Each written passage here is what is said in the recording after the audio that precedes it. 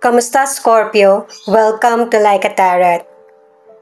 Alamin natin kung ano ang energy para sa mga Scorpio.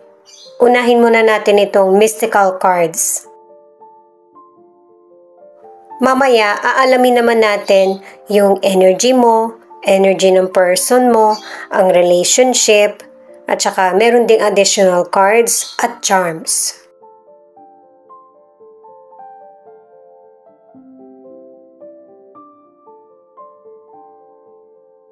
Ang unang mystical card ay healing. Hindi man malakas ang kutob mo, pero yung angel mo ay tumutulong sa'yo na mawala or humupa yung mga kalungkutan or problema na dumarating sa'yo para mabawasan yung takot mo.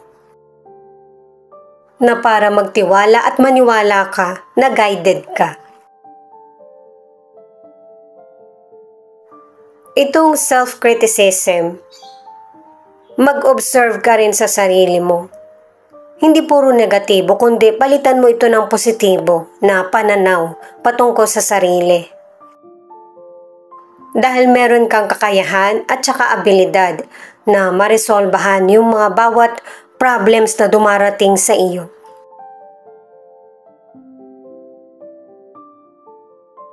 Itong surrender ay manatili kang positibo at saka magtiwala sa timing ng buhay mo. Wala talagang magiging pagbabago kung hindi ka matutong magmahal at saka tumanggap. I-surrender mo yung judgment mo at saka yung mga expectations para merong transformation or changes na mangyari. Alamin naman natin ang angel number mo.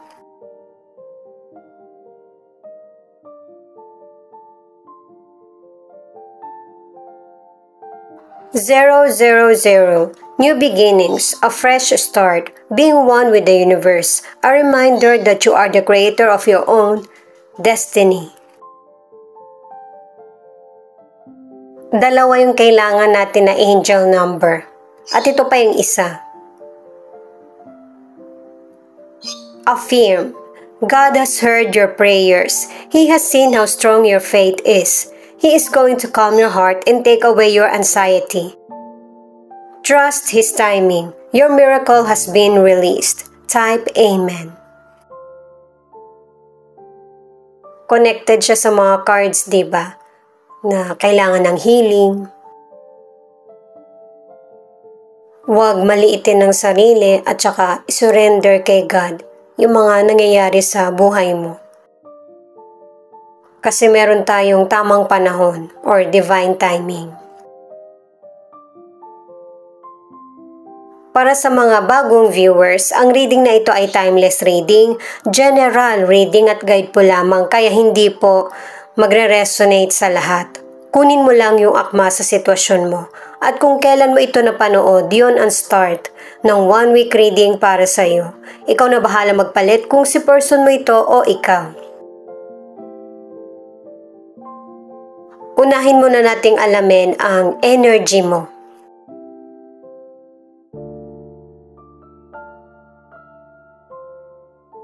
Eight of Cups, Eight of Swords at Ten of Cups. Pinapakita sa cards mo na ang ilang Scorpio ay soul-searching. Kasi, nai-stuck ka sa isang sitwasyon or hindi mo makita ng malinaw kung ano ba yung magiging kasagutan sa mga problems mo. Pero wag mo masyadong damdamin kung ano man yung mga problemang kinakaharap mo. Kasi yung family mo, susuportahan ka. Hindi man nila sabihin sa iyo na happy ang family mo sa effort na ginagawa mo para sa pamilya. Ang ilan sa inyo sa career, wala na yung puso mo sa trabaho mo or sa negosyo. Yung trabaho mo kasi, ang daming demands. Ang ilan sa inyo, late ka na rin umuwi or maliit yung sweldo. Ang ilan naman sa negosyo, marami kasing nagiging kabawasan. Kaya naiisip mo kung itigil na lang ito or ibang negosyo na lang ang gawin mo. Ang ilan sa inyo magpapalit ka ng trabaho, pwedeng sa Pilipinas o kaya sa ibang bansa. Ang iba naman, mas gusto mong magnegosyo na yung bang may teamwork. At saka gusto mo na meron kang oras sa person mo at saka sa family. Yung nababalanse mo ba? Ano man ang gender mo. Para sa ilang single, pinapaunawa ng mga cards na yung mga betrayal, kalungkutan na nangyari sa relasyon mo ay parte na kung paano mo mahanap yung the one. Ang ilan sa inyo na nasa relationship, hindi ka na happy sa relasyon nyo ng person mo at gusto mo na itong tapusin. Pero mas inuuna mo yung feelings ng iba or ng mga anak mo kaya hindi mo ito tinatapos. The World, the Hierophant, at Eight of Pentacles. Sa cards ng person mo, pinapakita na magkaiba kayo ng lugar. At ipinapakita sa card ng person mo na ang ilan sa inyo, yung person mo, mahigpit. Ang gusto niya, siya yung nasusunod sa mga plano niya, o kaya inuutos lang niya sa iyo, lalo na pagdating sa financial. Kumbaga masyadong maingat itong person mo. Lalo na pagdating sa financial kasi yung income nadodoble. Kasi ang ilan sa inyo maganda yung takbo ng karir mo o kaya negosyo. Konti lang yung magiging problema sa financial kasi itong tatlong cards na ito pinapakita yung tagumpay sa money. At para sa mga single, pinapakita ng cards na nalalagpasan mo na yung mga challenges or mga negative na nararamdaman mo patungkol sa nakaraan. Merong paparating na bagong relasyon sa buhay mo. At pinapaalala na yung mga nangyari sa'yo sa nakaraan, magagamit mo pa rin na para makapag-ingat ka at saka na para magtagal yung bubuin mo na relasyon. Ang ilan sa inyo na nasa relationship, kung noon hindi maganda yung naging karelasyon mo sa nakaraan, maganda na yung ipinapakita ngayon na magtatagal at saka magiging committed. Naka-4 na cards ka na. At saka itong cards ng person mo, committed siya na person, seryoso sa relationship. At saka, ang advice din ng mga cards, importante sa relasyon, yung pareho niyong nasasabi yung nasa isip. Yung bang magkaroon ng give and take para yung relationship nyo ay mas lalong magtagal. Maganda yung karir ng ilan sa inyo kaya kailangan mabalanse yung trabaho at saka oras sa pamilya. Ito yung cards para sa relationship. 2 of Swords in reverse, Page of Cups at 9 of Swords. Kung noon, hindi mo mai-open kung ano yung totoong feelings mo, ngayon, masasabi mo na ito. At saka open na rin yung isip mo at saka yung mata mo sa katotohanan. Pero kahit na ikaw yung nasasaktan sa situation, uunawain mo pa rin yung kapwa mo. Makikinig ka sa paliwanag at hindi ka basta manghuhusga sa maririnig mo. At dito mo marirealize na yung akala mong malaking problema ay pwede naman palang maayos. Ang ilan sa inyo sa kalusugan, meron ka mang sakit, hindi naman ito ganun kalala. Kaya nagkakaroon ka ng illness kasi sa sobrang pag-iisip.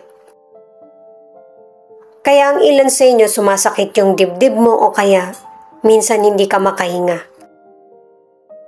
O O kaya hindi ka makatulog sa kakaisip, pero may improve mo pa rin yung kalusugan mo. Para sa mga single, ang advice ng cards, kasi ang ilan sa inyo, hindi mo magawang makalimutan yung nangyaring trauma sa nakaraan. Ang dapat mong gawin ay harapin mo ito. Huwag mong hayaan na yung mga nangyaring negatibo sa nakaraan ang magpahinto sa magandang kapalaran mo. Ito na yung time para magkaroon ng mga bagong kakilala at saka kung meron kang nagugustuhan, sabihin mo ito. Mas malaki kasi yung pagsisisi, good man or bad, kapag hindi mo naranasan. Meron kang kailangan matutunan. Itong Page of Swords na additional card ay pinapaalalahanan ka na kapag ka maganda na yung sitwasyon mo sa buhay, nakalagpas ka na sa mga negatibo, huwag mo na itong balikan.